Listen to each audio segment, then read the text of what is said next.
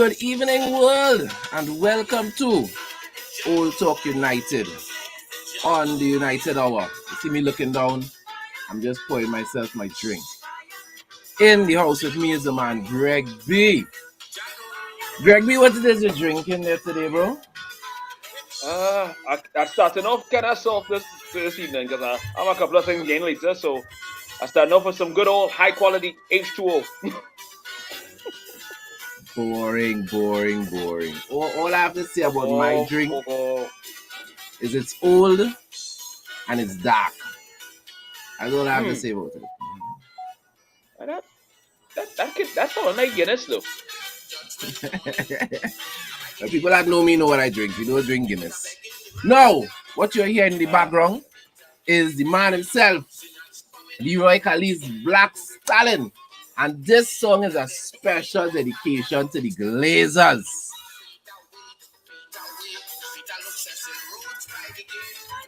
Because it's about time that we burn these fellas out.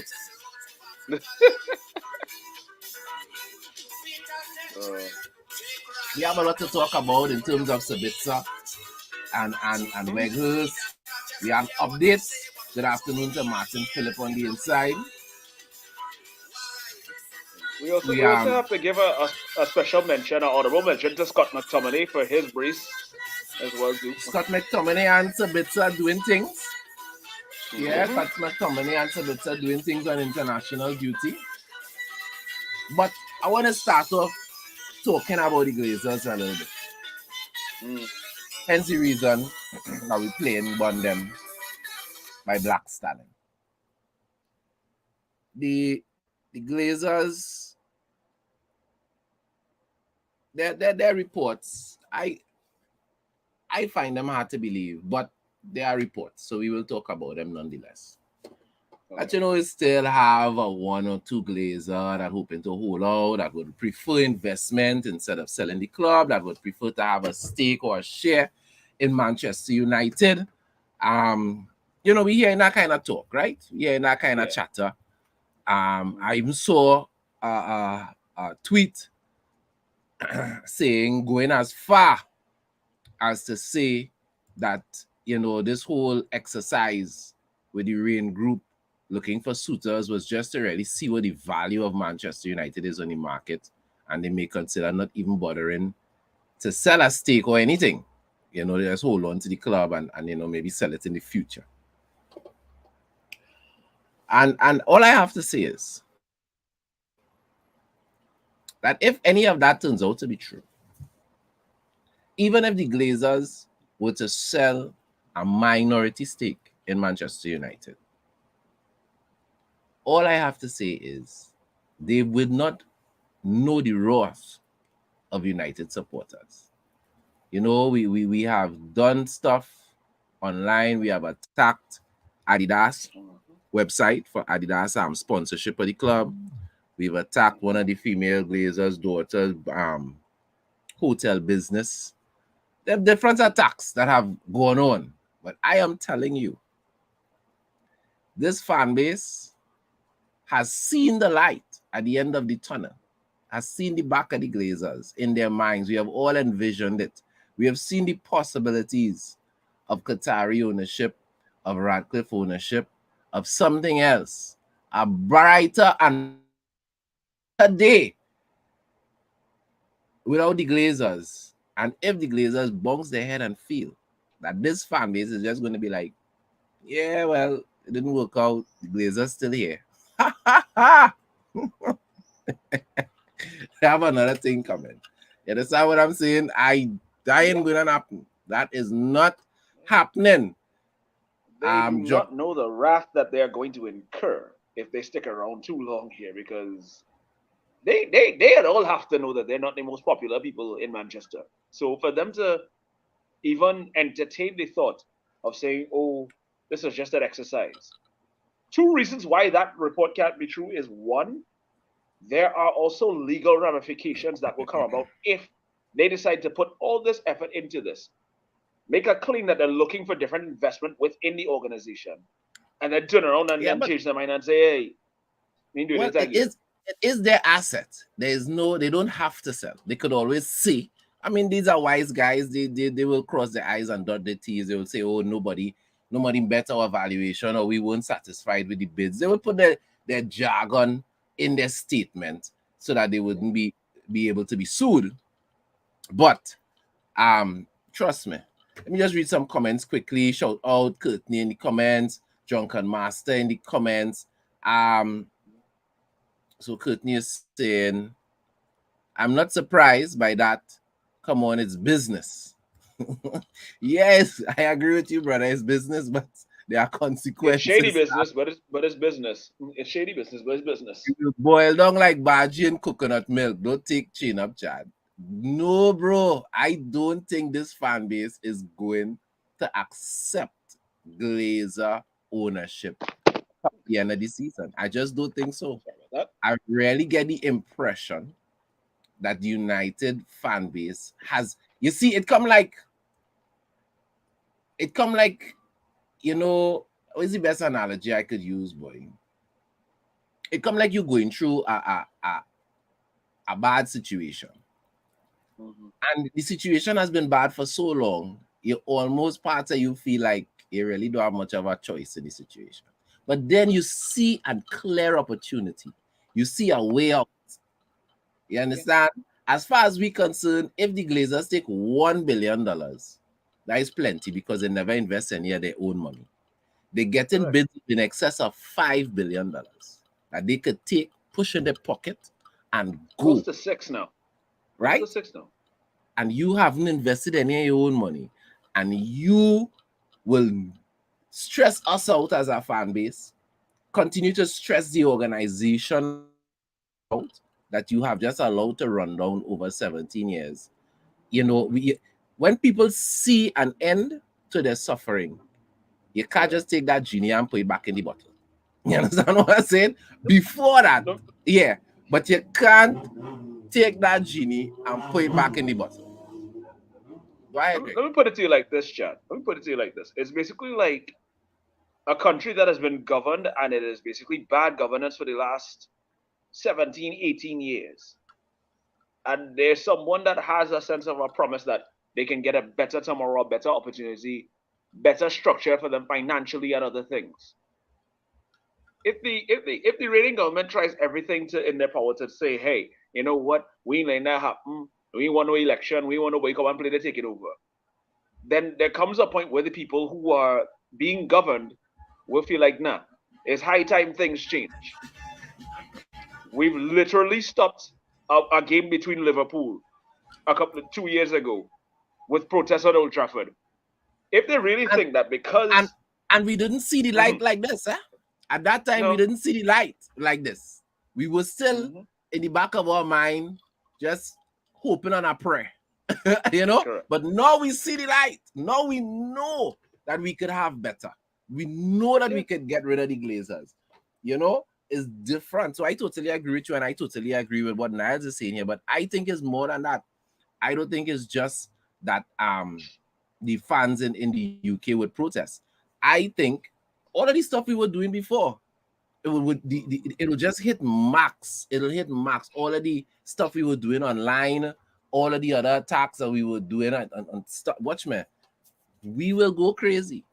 You understand? People have to understand Manchester United is not just the biggest brand in world football in name. Nope. When Cristiano Ronaldo joined Manchester United, it broke the internet. Literally. Up to today, website shut down. The website shut down because of that. Up to today, that is the biggest, well, it's not tweet. It's one of the biggest tweets, if not the biggest in the world, but it is the biggest story on Instagram, the biggest post in Instagram history. Now, and part of that is Cristiano Ronaldo, but a big part of that is the fact that it's Manchester United. It didn't break the internet when he was leaving Real Madrid and he went to Juventus. So you can't say, well, yeah, it's Cristiano Ronaldo. United supporters globally will rebel, and they will, trust me, they will feel it and they will see it. If they thought sponsors were concerned because of lacking shirt sales and because of other issues, Nike complained. Not Nike, it was Adidas. Adidas complained, and some other store, international store related to United, one of our sponsors, complained because people were going on filling their carts with their products and then canceling the subscriptions. But because they were going on and filling their cart, there was a cost. So the company had to pay the cost for certain transactions, even though the people never bought anything. It ended up canceling it. So it was never completed. Right. So it ended up costing them. And trust me, everybody, every sponsor will feel our wrath. Everybody. The players wouldn't experience it. The manager wouldn't experience it. We love what's going on the pitch. But if they think that Ten Hag and these players are going to insulate them, there has something else coming. Let me just read some comments and then I'll allow you to weigh in there. Courtney is saying, is this club making money for them? Yes. So 5 billion is not enough money, Courtney. Why? How much more money do they want, buy? How much more money they want? Is it still commercially viable? Yes. They are under no obligation to sell. That is true. That is true. I'm not saying people wouldn't protest, but long term, it's up to the fans, correct? And we have to. Watch me. I don't know what we're going to roll out, but if by the end of the season the Glazers is still here, the United always going to have its own planned activities. We're going to talk to some hackers. We're going to talk to some people, and trust me, we're going to put some stuff out there. We're going to join in with our own plan because we will not stand for it at all. Mark my words. Remember, like, subscribe, get involved in the conversation. So let's talk about Marcel Sabitzer and Weghorst. I'm going to throw some stats at you, and then you're going to tell me your thoughts. Sabitzer, 9 games for Manchester United, all competitions. He didn't start all of these 9 games, okay? So these are not 9 games by 90 minutes. Or he didn't play all 90 minutes, I should say. Right? 9 games, 1 goal, no assists. The goal he scored was in the FA Cup. Very important goal. Weghorst, 18 games. Same thing. Didn't play all 90 minutes in all those 18 games. But 18 games, 2 goals. Goal in the EFL Cup. A goal in the Europa League. No goals in the league. Even though he has the most starts in the league. I think he has 9 Premier League starts. No Premier League goals. 2 goals, 2 assists. There's been a lot of talk among the fan base that, hey, we should look to buy one of these guys. I've heard people say that we should buy Weghorst. I've heard people say that we should buy Sabitzer. What say you? If we could only get one, which one would you want us to go and buy and why? Honestly, I would safely say Sabitzer at this point because I believe he offers more to the team in that sense that he's more of a versatile player. I like what Weghorst brings to the team because he's one of those players that he's not afraid to track back. He's not afraid to get in deeper positions and link play, which is one of his strengths. I mean, if you watched him I remember watching him in the Bundesliga when he was playing for Wolfsburg. It's sounding like you're trying to sell Harry Kane in the back there, boy. But anyway, go ahead. For a second, I had to make sure we was talking about Weghorst, when you started talking about tracking back and linking play. But go ahead. No, but the difference between Harry Kane and Weghorst as regards goal scoring is night and day. So that's another thing. I like what Weghorst brings to the team in that regard, but all in all, I get what a lot of people are saying. One of the biggest issues that we have with Weghorst is that his finishing is not up to par. So whereas with Sabitzer, actually, that is what the people have said. They said, he will be a good team player. He'll be a good addition to the team, but not as a starter.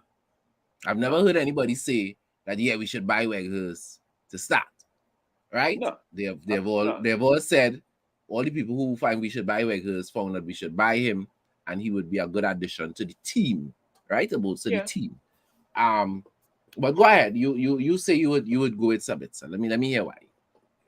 Well, like I said, with Sabitzer, you get more of an all-round player because he can play multiple positions in midfield, and he can play the 6, alternate at times. The 8, he could play the 10. Mm-hmm. Yeah, and he can also alternate as a false 9 at times as well too, because we've seen that with him for Austria. I mean, There are times where he would be the furthest player forward while building a play coming from the back, and that's one of his strong suits. That's why he was captain for RB Leipzig, and that's why Bayern Munich bought him. Now, with Bayern Munich's coaching situation ultimately changing with the firing of Julian Nagelsmann and bringing in Thomas Tuchel, it seems that Sabitzer will become surplus to requirements. So to me, I say, why not keep Marcel Sabitzer as a long-term option? Because he's young, he's like 27.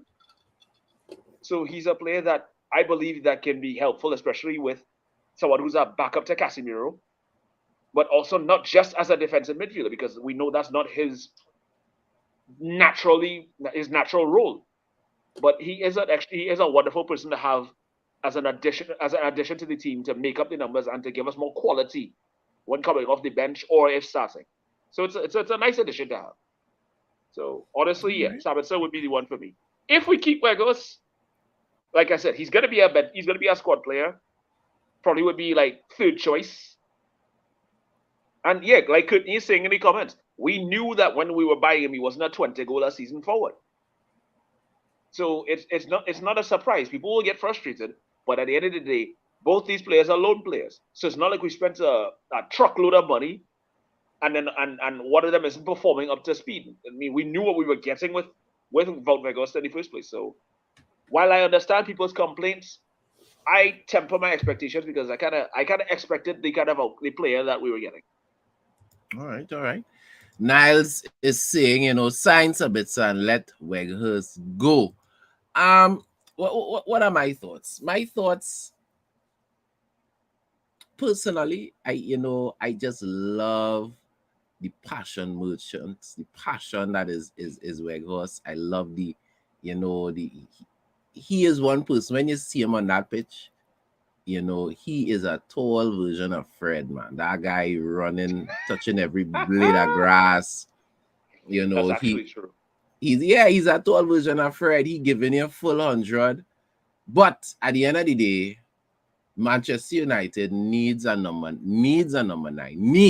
We need one. It's not a matter of it's a nice thing to have. Manchester United need a number 9 that is going to give us 20 plus goals a season. Full stop. And as long as he ain't that, he ain't good for my club.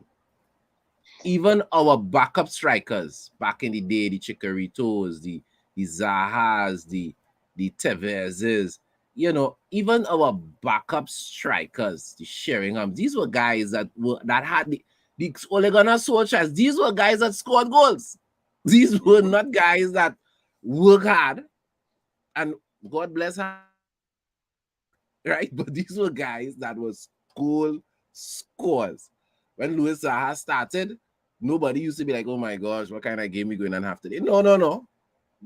You knew you were going to get something, right? Chicharito was going to do something for you, for the team. We have to start Sabitzer Weghorst simply because why bring him off the bench? There's absolutely no reason to bring him off the bench. He's not that danger man that you could say, yeah, boy. You might as well bring Harry off the bench and tell him to go up and play attack and just try to get ahead on the end or something. So I mean, to be fair though, we used to do that a lot with Fellaini. Yeah? Just saying, we used to do that a lot with Fellaini, and Fellaini would stick up front, hoof a ball to him, and somehow we find that ball in the back of the net. But I get the point that you're trying to make though. So and what you said is correct. Sabitzer is more versatile. He could play as a defensive midfielder. He could play as a box-to-box. He could play as a 10.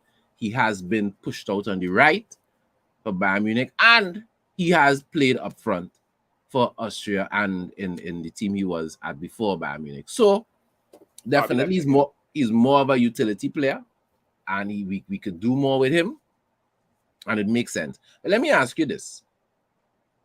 Do you see Sabitzer being comfortable being a role player? Because right now, when Eriksen is fit, he ain't a starter on this Manchester United team. One could argue that Sabitzer Casemiro is better than Casemiro Fred and better than Casemiro Scott McTominay. One could argue that. I don't know about the Casemiro Fred, but one could argue that. But definitely, if when Ericsson is back, I don't see him starting in this team. Do you think Sabitzer would be comfortable coming to Manchester United and accepting that utility role, that off the bench role, starting maybe 10, 15 games a season, even though the club might play close to 60 games a season? That's one thing I noticed about Marcel Sabitzer's attitude. He's the kind of player that he's not going to get flustered because he's not getting game time. He's a workaholic. He's that kind of guy that is going to show you that he's willing to put in the work to fight for his place. But he's also willing to play his role because when he was at Bayern Munich, he had to battle with the likes of Joshua Kimmich, Leon Goretzka, Thomas Muller, and those are some hard names to unseat from a starting spot. So you had to come real good. I think he's gonna have a similar challenge as a Manchester United player, but with competition breeds quality. So yeah, like I would like to see what he does with the likes of fighting for a spot with the likes of Casemiro, Christian Eriksen, Bruno Fernandes, Scott McTominay, and Fred if they're still here next season. Who knows? But at the same time, Marcel Sabitzer gives me that impression that he's not going to let those challenges stop him from playing the game that he wants to play. He's a consummate professional. He's the kind of person that even if he's off the bench, even if he's starting, he's gonna give you a certain level of performance. Yeah, well, clearly, go ahead. Even if he has to, even if he has to track a man like how Park Ji-sung used to track down Andrea Pirlo when he was playing him in Champions League, or if it is to link passes, or even if it is to stand over a free kick and be an option. Marcel Sabitzer is the kind of player I get Owen Hargreaves vibes from Marcel Sabitzer because of not just the ability to play multiple positions, but Hargreaves and Sabitzer both were hardworking midfielders, and they had a technical aspect about them that made them very useful and reliable for any team that they played for. And we saw it in the way he finished that goal. In the last game that we played, that finish was a high technical finish. That is not your average deep lying playmaker finish. That's closer to a striker finish, you understand, than a defensive midfielder finish. So we know he's capable of doing that. So I would tend to agree, and I would have to agree with the people in the comments as well, that if we have to take one, it should be Sabitzer. And I think we should take one. And the reason I say we should take one, Sabitzer, not one. The reason why I think we should take Sabitzer is because that is one less position that we have. It come like we have somebody who's on trial right now, and we know what they're going to give to the club. And so that's one position. Like we're not gonna have to worry about that. Let the young stay where he is, wherever. Once Bayern don't want to rake us over the coals, right? Once they don't want to rake us over the coals for him in terms of fee, if we could get him for a little 30, 40 million, I would say, yeah. And that's always my biggest concern when it comes to transfers in Manchester United. Somebody always wants us to pay over the top for a player. And again, as get a headache. I just feel like this is one of those situations where we could see him not around the cost of like a Terrell Malacia, because he's a lot more proven, but something within a reasonable fee for a player of his quality. Yeah, 40 million pounds, I would say most definitely. We'll take that. We'll go with that. But if they want excess of 50, like we have needs. You understand? We have needs at striker. We have needs. So Aka, if they call a fee that's too big, that in my opinion, that wouldn't be good business. So Christian Eriksen has been posting pictures of himself on social media, lacing up his boots, saying that he's ready to go, suggesting that the player should be back out training with the team soon. Doesn't mean he's going to be starting the next game, folks. But at least he is, ready to be up and running and start back some light training. So that's good. So that suggests that Eriksen is going to be with the squad and in the squad, available for this squad soon. Talk to me. How does that make you feel, Greg B? I am so happy to hear that news because the way the majority that core group of players that have been running to the ground for the last few games, it was starting to take a toll, and you could see it in a lot of players' performances. I mean, outside of the dreaded 7-0 against Liverpool, there were a lot of performances, even against the Southampton game. You could see that there was a bit of a dip, and a bit more quality in the midfield would have been a bit helpful in that regard. So Christian Eriksen coming back is always a plus for not just for the fans, but for Erik Ten Hag as well, because he has someone he can rely on. Because that chemistry of Eriksen, Bruno, Casemiro was one that was a beautiful link up.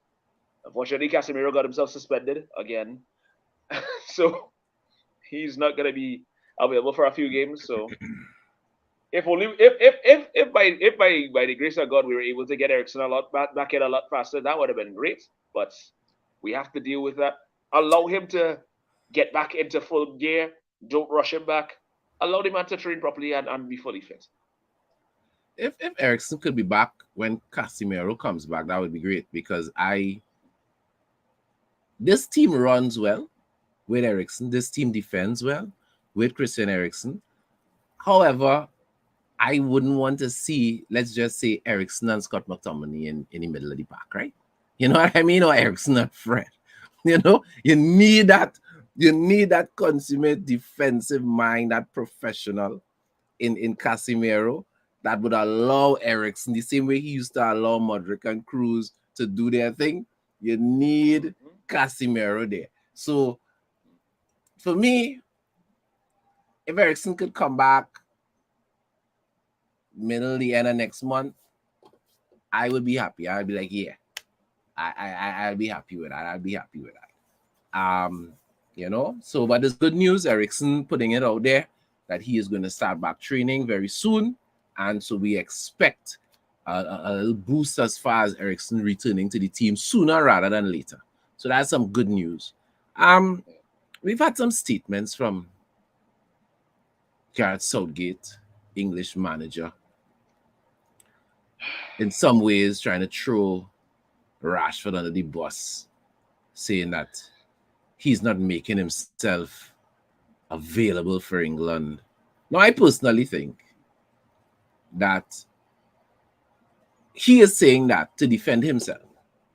Correct. Because he is getting heat as to why he didn't play Rashford more in the World Cup. He was hot before the World Cup. He is still hot now. Why you didn't play Rashford more in the Euros? Why have you not been playing Rashford? Why is it Harry Kane, the day and night, Harry Kane, Sterling, Grealish, these guys who are not performing well in the case of Grealish and Sterling for club or country, and Harry Kane, who is not by his standards having his best of seasons? Why these guys getting play and Marcus Rashford, when he's with England, not getting play? And Gareth Southgate decides the fact that Rashford is injured right now to talk about Rashford is not available. But when he was there, he wasn't playing. But you had to tell Gareth Southgate, Greg B. Let me tell you something. There's a 4-letter word that I want to use to describe Gareth Southgate, but I can't say it on this platform. All I can say is that it rhymes with the word stunt. So anybody, if you can do your homework, that's what I think of Gareth Southgate. But for the sheer audacity to say that Marcus Rashford is unavailable when you have him, you gave the boy 5 minutes against France when he was in red hot form after scoring a free kick in one of the previous games. Probably one of his best performances at an international tournament ever. He was joint top goal scorer for the national team alongside Harry Kane, mind you.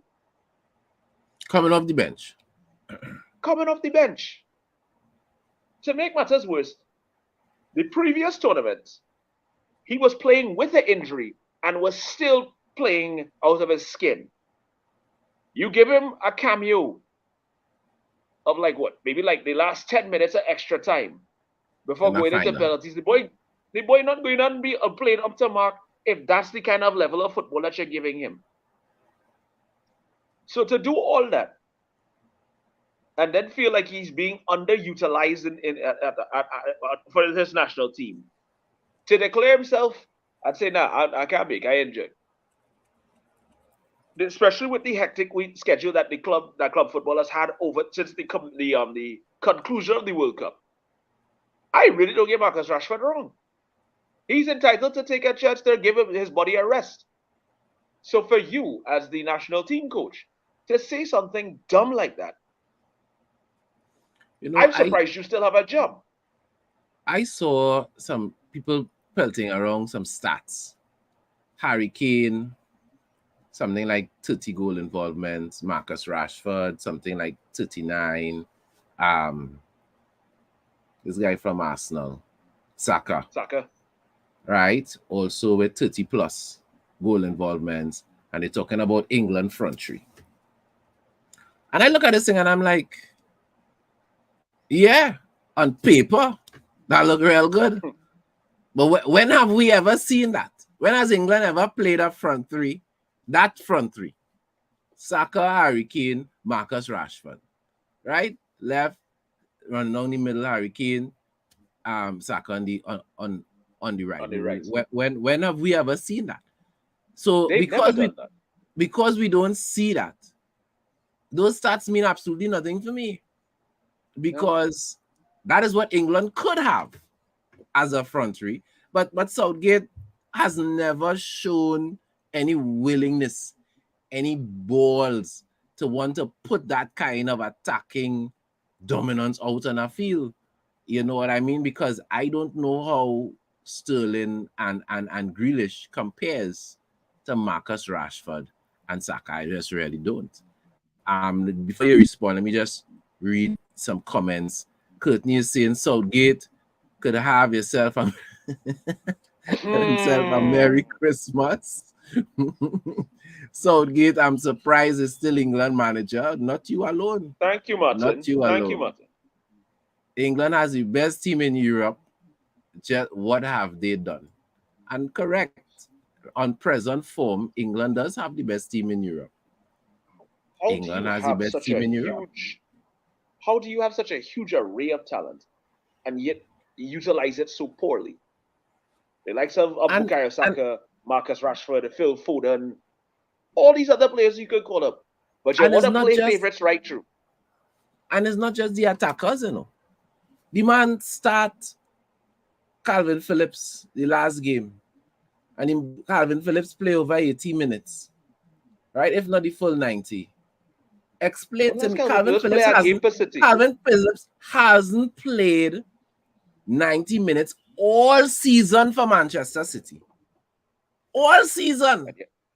All the time he played for City, he hasn't made 90 minutes yet. But he get a start and full 90 in a European Euros qualifying game for England. How could you justify? Make sense, Lord. Make it make sense. How could you justify that as Southgate? And then when people say you're picking your favorites and whatever, you're trying to say, oh no, who available? Who available? My ass.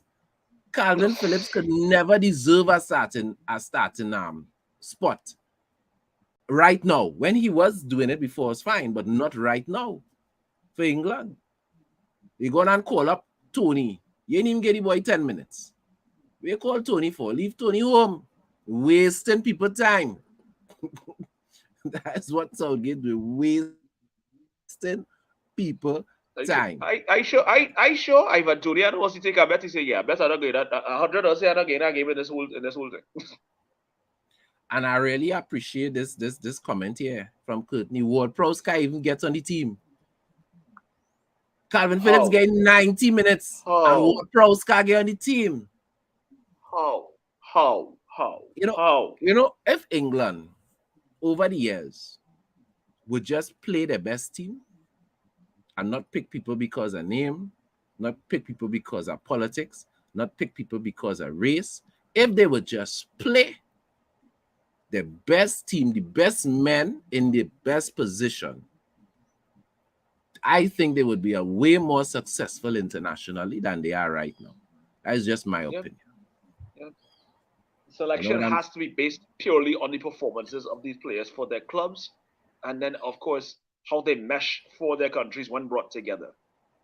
The likes of James Ward-Prowse is one player that it upsets me, that the fact that he can't break into this national team. The fact and that like Calvin Phillips.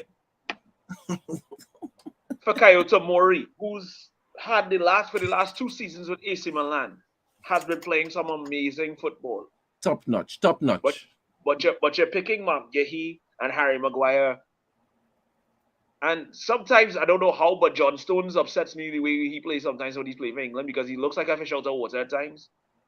You'll faster call back Trent Alexander-Arnold, but won't give the likes of Kyle Walker-Peters and Reece James. Not injury prone. Error prone. Tyrone Mings making it into the squad regularly, but he ain't calling the youth man. Why? Because what, he playing in Italy? If he tell that caveman Tyrone Mings that he could play, that he's a footballer. Because no, you should be in MMA. Bet your bottom dollar if Tomori was playing for Chelsea or one of the big teams in England, he in the English squad. Why does it matter where you're playing if you are a better man for the job? Call the youth man. Just to follow up on Courtney's comments, Chris Smalling and Gareth Southgate haven't seen eye to eye for years. The amount of times Gareth Southgate had an opportunity to call him. This is a man who picked Phil Jones over Chris Smalling in 2018. How? Chris Smalling scored a winner in a Manchester derby. Chris Smalling's more game time during that 2018 season than Phil Jones has seen in the last 3 years. But somehow, Phil Jones make a World Cup side and Chris Smalling didn't. Nah. You understand? And this is exactly what we're saying. You're picking players for everything else except present form. You understand what I'm saying? Present form. Good afternoon to Shavana on the inside. So we also had our captain, Manchester United captain, is out there making public statements, playing himself on international duty. Let me don't misquote the captain of Manchester United. So give me 2 seconds. Let me find the quote that I could read it properly. Lose viewers for the session. Harry Maguire, I think in my last 8 or 9 starts for Manchester United, we have won. So my influence is still there on the question of his influence at Manchester United. Do you think Harry Maguire's influence is strong at Manchester United, Greg B? No. Let's see. His statement is half right and half wrong. As regards the games where he's played, yes, they have won 8 out of the last 9 games. What I checked it. So statistically, he is correct. It's the influence part I have an issue with. My guy, Harry Maguire needs to sometimes. I try my best to try and not be as harsh on Harry Maguire as a lot of people are, and that's very hard to do because statements like this do not help him. Now, to be fair, he played against the Ukraine today, and he had a very decent performance. I have to give him credit when it's due. He had a decent performance today, but to do that, and then on the back of that, give away one of the most silliest balls in the middle of the park against Italy in the previous game, is like, this is exactly why you're on the bench, my friend. This is exactly why you're on the bench. So to say that you have an influence in this team, I don't know if he was just struggling to find the correct word. I don't know if it was just at the spur of the moment it just came to him. But yeah, I have to kind of agree with Shavana. There's a time for everything. There's a time to speak and there's a time to shut up. That probably was the best time to shut up. Couldn't you see wow. He didn't have much to do. I have a problem with that. But yet, some of these individuals who do the same thing, will complain when Bruno Fernandes spent 90 minutes against Liechtenstein, but when Cristiano Ronaldo scored a free kick, they're like, oh my God, he's the GOAT, he's back, he's doing it. Stop it. Stop it right now. This double standard thing I can't deal with all here. Stop that.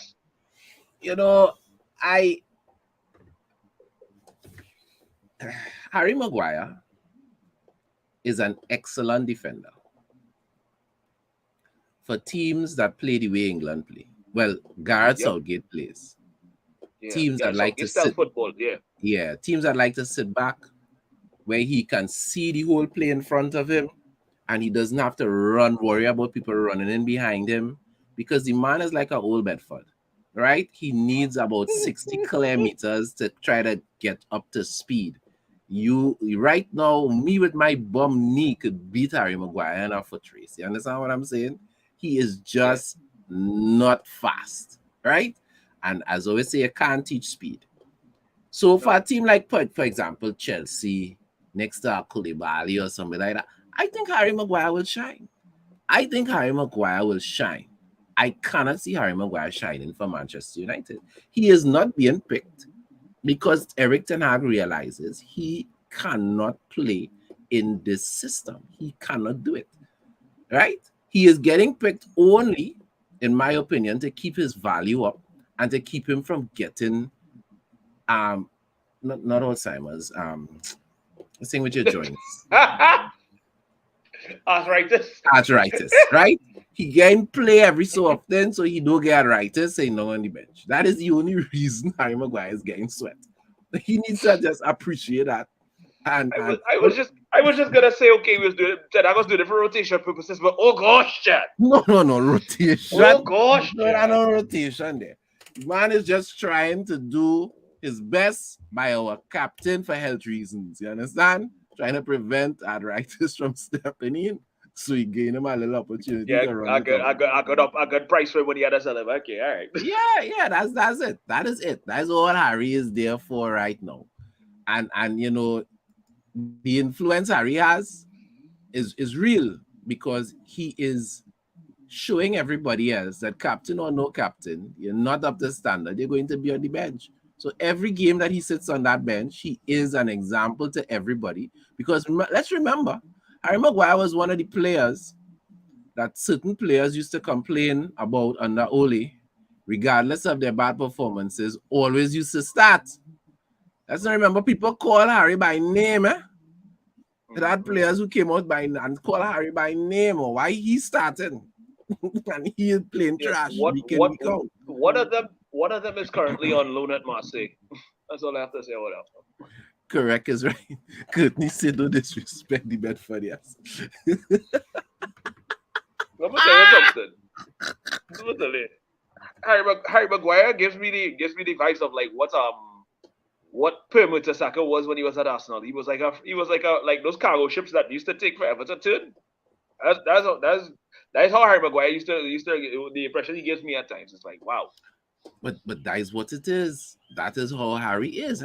And I'm sorry that is, good afternoon to Penny. We can't do anything about that. What can we do about that? Nothing. Right? Harry is what he is. He's good if he just has to go side to side, if all the football is being played in front of him. Anytime he does bomb the occasional long pass.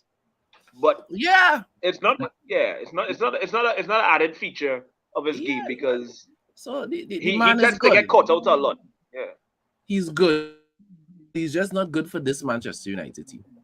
That's what I'm saying. Not with the direction that we want to go into. Ten Hag and his coaches have improved Wan-Bissaka. Wan-Bissaka looks way better. Clearly he has improved Rashford. He has improved Fred. Before we've seen Fred have really good performances, but Fred in this particular form of this particular style of play under Ten Hag is doing more on a consistent level like that. Well, correct. Good afternoon to Alan as well. So I haven't seen any improvement in Harry Maguire. Maybe I'm being wrong. Maybe I'm being biased. You tell me, Greg B. Have you seen any improvement with Harry Maguire? I mean, he hasn't been as prone to some of the mistakes that he made last season, but they're still in him. There are a lot of times where he dwells on the ball way too long, and there are also a lot of times where he doesn't. He tends to try to do too much. He tries to do the whole idea of wanting to be the try to play the hero ball like what Bruno does, but leave that for Bruno now. Leave that for Bruno. Sometimes he has a tendency to just drift into midfield and leave a gap, which is something that I have a problem with. Progress the ball, no pass it pace to the players. To catch. Yeah. If the team lose the ball, you're not running down nobody to catch them. Yeah, the game against Italy is a classic example of that. Drifting into midfield again, leaving John Stones on the rest of the back line with a gap, and he was pickpocketed. Italy made a few touches around. It was 2-1 to England still. England still won the game, but it just goes to show that left to his own devices at times, Harry Maguire is his worst enemy. So there has been slight improvements, emphasis on slight, but right. It's like you said, he's not the player that you think would be fitting for Manchester United. And no, he wasn't that bad against Fulham. Let's not do that. Let's not do that. I remember the games he was very bad in. The game against it was against Brentford was one of his bad games, and the opening game against Brighton was one of his bad games. After that, he won the bench a lot, and he put in some decent performance. He had a decent performance against Real Betis as well. He had the occasional moment where he was caught out, but other than that, he made up ground. So there are instances where he showed that he can improve. But I think, as regards as a Manchester United player, Harry Maguire has hit his ceiling, and I think it's time to move on. I agree with that. Totally agree with that. So what else is there on your radar, Greg B?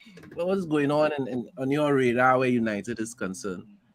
Or just just football related, or the United ladies, Greg B. We have to big up the United ladies back on top of the female table after beating West Ham 4-0. Yes, 4-0, yes. Now we do have to remember Chelsea and I think Man City women team have games in hand, yeah. They have games in hand on us. So us winning Chelsea also lost their game today too, so that kind of helps us as well. Yeah, so we have to hope for some good results elsewhere. But right now, Manchester women on top of the table in their division.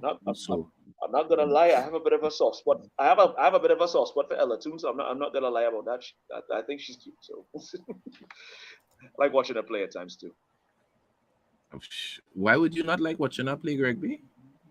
You have eyes, you know? True. But talk to me, Greg B. What was on your mind? Like I said, I have to also give credit to Scott McTominay as well too for his performance against Cyprus, grabbing a brace. I've been watching some of the players and how they've been performing as well too. I've also been keeping an eye on some of our loanees, and one of them is Hannibal Mejbri. I'm looking at the way that he's been performing. So Birmingham City have been keeping tabs on that. So I'm always keeping an eye on our players that could be potential players. We also have to give our well wishes to Zidane Iqbal, who's currently representing Iran. I can't remember who they're playing, but I know he's starting for them as well too. So good luck to Zidane Iqbal for representing the Iran national team today. This is an interesting one here. Could be bringing up our chances against Nicaragua. I believe we're playing that game Tuesday, I think it is.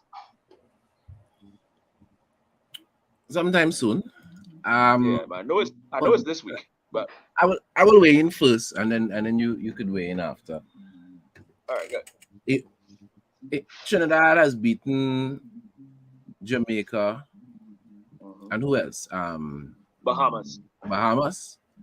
Yeah. And it's been a while since we've won 2 games back to back, and more importantly than winning the games, it is 3 games actually. It's been a while since we have looked good consistently as a football team. So, I feel good about that. I would like to see what we could do against Nicaragua, because if we have any hope of making the next World Cup, teams like Nicaragua is the teams we have to beat. We should hands down be the best team in the Caribbean. And just the other day, we was losing to the likes of Guyana and Jamaica and Barbados. So thank God we could start to beat our Caribbean rivals. Now we have to start to beat Central American rivals as well. America. I mean, we were given a glimmer of hope in the Gold Cup last year when we were playing Mexico and we held them to a goalless draw. So once the discipline, once the commitment and the response to what is being asked of them is there, I believe Trinidad and Tobago can have a chance. But this is a relatively young team that's being formulated. I mean, there are some players who have been accustomed to playing with each other, the likes of Ryan Telfer and others, who are some of the more seasoned players within this team. So it's a matter of Angus Eve making sure that he gets his message across to these fellas. Don't come with the mindset of, your lineman after you done finish a game. Yes, you can enjoy a victory, but there's still a measure of discipline and dedication that you have to what you're doing because you're representing a national team. And this is probably one of our best chances to qualify for a World Cup since 2006 because the USA, Canada, Mexico, these guys are already hosting the World Cup, so they don't have to play qualifiers. They're automatically there. We have to take our chance now. We have to use this as an opportunity to show, hey, that qualifier in 2006 was not a one-off thing. So the teams have developed. Gone are the days where we could have played the likes of Panama and beat them 6-0 without even breaking a sweat. Panama and all make World Cup recently, so we had to be mindful of ourselves that we have to improve or we run the risk of falling light years behind as regards CONCACAF football. Correct is right.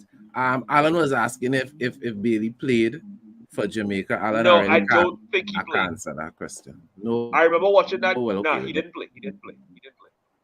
I think he and the national team coach are still kind of at odds. So he hasn't really been called up as of recent. Side note, guess who Jamaica tried to recruit to the national team the other day? Talk to me. Who? This name is going to cause some issues, but one Mr. Mason Greenwood. Apparently, the Jamaican Football Federation recently tried to contact him because, as you know, Gareth Southgate has said publicly that Mason Greenwood will never play a game for England ever again. So, seeing that as the case, the Jamaican Football Federation have come out and said that they would like to recruit Mason Greenwood to play for their country. He qualifies for playing for Jamaica due to his mother's nationality. I am aware of that. I am just bewildered. This young man has no case against him. All he has is an accusation that is not even worthy enough to be taken to trial fully. What right does Gareth Southgate have to make a statement like that? Well, why does the English FA forget Gareth Southgate because he is a representative of a larger organization? Correct. Why is the English FA find is okay to allow that that statement to be made? And we're not even going to talk about it. That's just me being upset. You understand? Guy is 21 years old. 21 years old. You talking about you'll never play for England? Anyway. I try not to take on anything Gareth Southgate or anybody says in regards to that, because after what they've been doing with the likes of Marcus Rashford and Jadon Sancho and other players of a particular ethnicity, I'm not going to go into the details with that. But yeah, I couldn't really be bothered at this point. It is basically why England tends to fail miserably at major tournaments. Clearly. Because that willingness to really be inclusive and bring some of your best players because they're not playing for top 6 teams. There's a whole laundry list of issues with England FA and their selection that we'll have to leave that for another day. I really appreciate this statement from Starlord. Most Calling him a melt is nice. You might consider that a compliment. Martin Phillip, what color is Greenwood? Have the English made any pronouncements on the Greenwood affair? Martin, I just addressed the first part of your statement. So I didn't want to talk about that. You understand? Let's end the program on a good note. Cheers to the ladies team back on top of the table. Cheers to Scott McTominay with his double. Cheers to Sabitzer and his double from Austria. And if I remember correctly, Marcel Sabitzer also got married a while back as well too, didn't he? Yes. And I have to mention it that the first time Casemiro has captained Brazil senior national team, and the team went and lost to Morocco. Sorry, I can't understand it. Come on, Brazil, better than that. To be fair, Chad, in their defense, if you saw the lineup that they put out, it wasn't really saying much. Yeah, it was a lot of youths and whatever, but oh gosh, it's Brazil. And if that is indeed the case, why they do Casemiro that? Why they do Casemiro that? Send them out with a set of teeny boppers against a well-seasoned Morocco side, a well-running Morocco side. The most senior fellas were pretty much on that team were Ederson, Casemiro, Eder Militao, Vinicius, and Rodrigo. Two of those guys are barely over 21. You understand? And as Alan says, cheers to Bruno as well. Cheers to Bruno Fernandes. I like this segment, Greg. We need to have a cheers segment every Sunday to make sure we finish off our drinks. Correct. Because I mean, we want to always be having positives for everything that we see. So it's always a good look, and there's also been a lot of traction with a lot of different things with regards like players that we've been linked with. One player that somebody brought to my attention that, from what I understand, he's a Manchester United fan, and he's also a player that Eric Ten Hag also has on his radar. He currently plays in the French league for a club named Lorient. His name is Enzo Laffi. You have to check him out. He wears the number 10 for them, and he's similar to what Frankie de Jong brings for Barcelona, except that he's younger and he's a lot quicker in the way that he plays with his movement. So he's been generating a lot of attention, and he's a player that we have to look at as well too. So I hope to see him soon, and he's also expressed interest in moving in the Premier League. He hasn't outrightly said Manchester United, but we all know where this is going. Well, let's see how it goes. People, like, share. I mean, we're looking to shut it down, so it's a little too late to get involved in the comments. But like the video, share the video. If you're not subscribed to us on YouTube, make sure and do that. It's President Chad. Giveaway. It's President Chad and Greg B saying, enjoy the rest of your Sunday. And cheers. Hey, if you appreciate what we're doing here at the United Hour, please like, please subscribe, and let's grow this community.